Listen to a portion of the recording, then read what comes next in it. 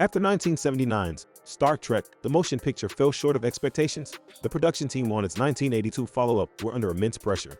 Today, Star Trek II: The Wrath of Khan is widely regarded as the benchmark for the franchise and one of the best science fiction films ever made. It's also notable as the first movie to use the principles of computer-aided design, better known as CAD, for visual effects. In 1982, few believed the sequel could rejuvenate the Star Trek brand. With less than a third of the original's budget to work with, the filmmakers got creative. They aimed for a more story and character-driven movie, and they sought cost-effective solutions for special effects. That's where CAD helped save the day. CAD technology had been maturing since the 1960s by the time Hollywood took notice.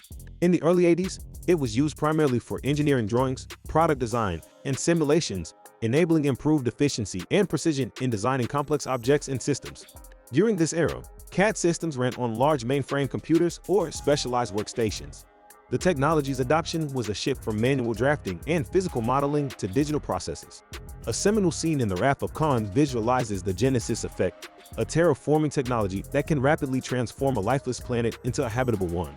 In the film, the Genesis effect is shown through a computer-generated simulation, depicting a lifeless planetoid quickly changing into a thriving Earth-like planet. The sequence required detailed modeling and complex animations simulating real-world physical transformations, akin to how CAD is used in engineering. Custom software developed by the graphics group of Lucasfilm's computer division, which would later become Pixar, drove the effects.